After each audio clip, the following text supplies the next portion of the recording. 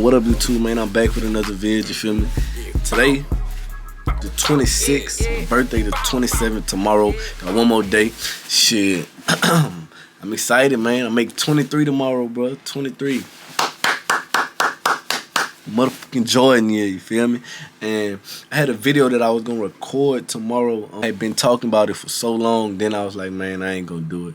Then I was talking to my cousin, gave me that confidence again. I'm like, yeah, man, you right, bro. So I think I'm gonna end up doing this, and it's gonna be a fire vid, man, for real. Like, retarded, I cannot wait. So I want to come on here, chop, replicate right fast, you feel me? Upload this vid, cause like for my last probably like 4 or 5 vids, man, they've been present day, me recording and posting same day. I got a lot of vlog footage that's in a vault on the SD card, but I don't know, man. I ain't really too much into the vlogging. Like, I personally like it, but I'm torn between making meaningful content, you feel me? Not to say my life and what I be doing on a day-to-day ain't meaningful, but it's more so I want all my videos to be giving some type of value. And also that kind of get repetitive. I don't mind it because my favorite YouTubers, they repetitive, but I don't know, bro. I guess when you actually recording it and editing it, you watching it like 2 and 3 times, it just be like, damn, son. I still love that, son. I'm still gonna be posting vids and vlogs and shit, bro.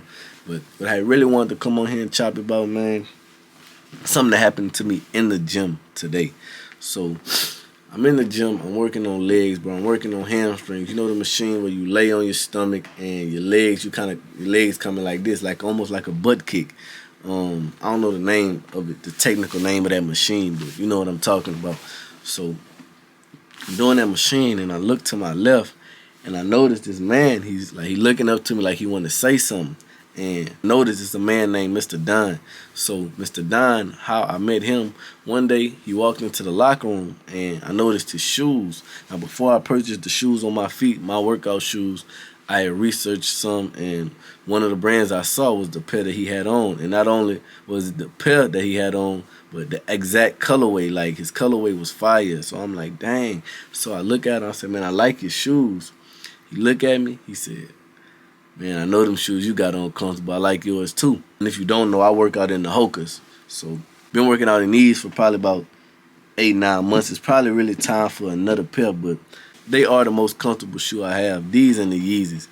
He had on the On Clouds. So if you don't know the On Clouds, and I'm not even trying to clown or nothing, but like people that I've seen with this shoe on the most is like elderly Caucasian people. Like I've seen different people in different races have it too, but like they normally be the ones that I see wear this shoe all the time. But they only have like the generic looking one. He had a fire colorway. So ever since then, we'll just kind of holler at each other every day in the gym. So when he walk up to me, I take my headphone out, I look at him, I do like this. I say, what's up, Mr. Don? He looked at me, said, what's up, Q? How you doing today? I said, man, I'm making it day for day. You know how that goes. He said, oh, man, yeah, that's good to hear. That's good to hear. I said, my birthday tomorrow, though. He said, for real? I said, yeah, man, my birthday tomorrow. He said, you got any plans? Like, no, I don't really have much or nothing. You know, just trying to make it, you understand? I'm going day for day. So he stopped. When I said that, he stopped. He looked at me almost like he tried to read me right fast. He like, man, whatever you do, you got it, man. You got it, man. He said, how old are you turning? And then as I was saying my age, he said about 25. He was trying to say 25, but I was saying 23. So he was shook like 25. 23? He said, man, you don't look like you 23 at all. You carry yourself like you older. And I think that's just simply because I don't talk to nobody in the gym. You know, people associate you not talking and people not getting a chance to feel you out. You might be looked at as older, more mature, and really you just to yourself, you feel me? But so I'm like, yeah, man, I appreciate that. He said, man, listen. He said, whatever you do in this life. And he said, I wish my 23-year-old self would have knew this. He said, man, whenever I was working and coming home with like $70K a year, man, he said, if I would have knew this at this time, and my life would have changed so much faster. The things I would have accomplished would have been done. He said, but this is what I want to tell you. All these cliches, man, moving with the best intentions, putting your best foot forward. He said, man, these cliches are the little like virtues of life. He was telling me, he said, man, if I would have known that no matter what I was doing, if I just put my best foot forward, I would have gotten where I wanted to go so much faster. He said the thing about it is that you may look at this 9-to-5 job as a leash or something that's trying to hold you back. He said, man, you go to that and you looking for opportunity and you moving with your best foot forward. He said somebody is going to notice you. And somebody who has a bigger and better opportunity is going to want you to come work for them, work with them, if not do something that's going to skyrocket you into your own stratosphere, you feel me? He said, but I didn't understand that doing these things and working on myself and improving myself is how I would have got there. He said, because the lady's going to come. He said, the lady's going to come. You getting in shape.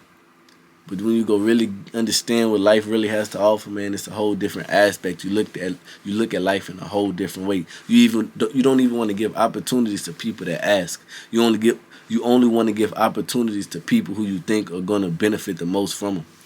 Because people beg people with bread all the time for this. I'm like, man, you right, Mr. Donnie. I'm like, damn, you kind of putting it on me right now. So I'm thinking that while he's saying it, and what they be saying, bro, I don't want that shit to stop my focus, but pause, man. No freaky shit, but yeah. So he like telling me that. I'm like, man, Mr. Donnie, you right, bro. You really putting it on me. Like, yeah, man. So he like, and he said, let me ask you this, young man. So I said, what's good? He said, you believe in the Most High and the higher power? I say, oh, absolutely, 100%. Big Kool-Aid smile.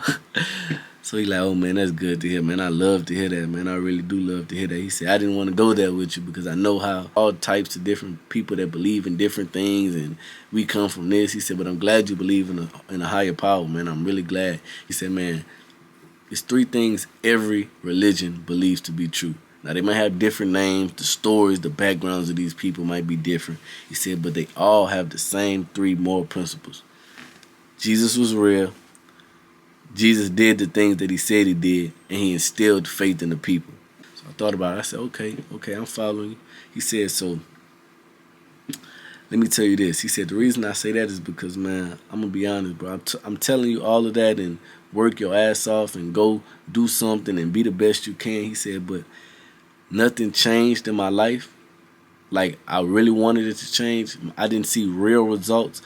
He said, when I stopped saying, man, I'm going to do this and I'm going to figure this out, and man, I have to do this, and man, I have to do that, and I got to go take care of this so I could take care of that. He said, when I stopped saying that and said, God, lead me. He said, Father, lead me. Wherever you want me to go, whatever you need me to do, let me know and I'm going to do it.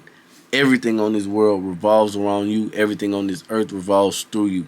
He said, when I gave it up to him, I realized, bro, not only did I lose attachment to so many things that I didn't need, he said, but I grew tenfold. He said, my financial, he said, my relationships. He said, I started seeing the world in a different way that I never even realized was possible. He said, through those 2 things, man, I'm telling you, he said, Q, you got it. He said, now I could preach to you, but I ain't going to do that because I kind of looked over to the right, like just looking. Didn't mean to tell him he was taking too long, but I assumed that's what he got from it because he was like, Q, I ain't going to preach to you no more, brother. I'm done, but just remember that, man. And he told me that today, bro, and I want to come tell that to you because he put it on me. He didn't just put it on me for it to just flow up in me, you feel me? I feel like it's only right I pass the information along. So remember, through him, you're going to conquer it all. Through him, it was already done. Shout out Mr. Don. I'm out of here. I went through hell and back, and I came back a better me. I don't want you around if you're not around to